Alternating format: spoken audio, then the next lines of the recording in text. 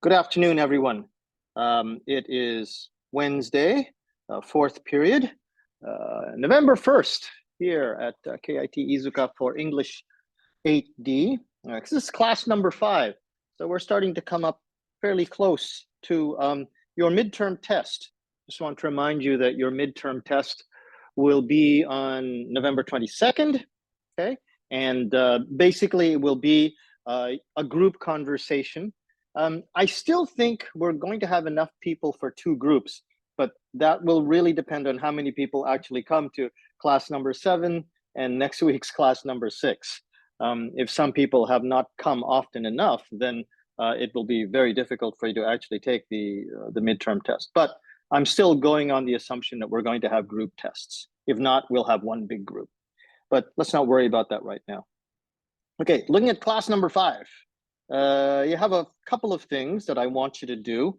Number 1, you have your vocabulary quiz. Number 2, if you have any questions about the vocabulary quizzes or what the vocabulary quizzes were like before, please make sure to ask me. You can always ask me in class, or remember, my email is jdmcruz@gmail.com. But if you had no problem with the vocabulary quiz number 1, this is basically the same thing, except this will be on units 3 and 4.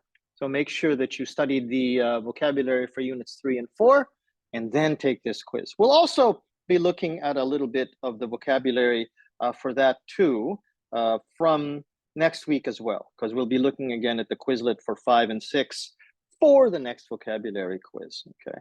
This week we'll also be doing a little bit of shadowing, but that's okay. Your reflection is on body language, the idea of body language. Maybe English is difficult, but body language is something that you can do right away as long as you pay attention to it. So please watch this video, okay? And then take a look at these questions, okay? What is difficult for you about making strong gestures and poses?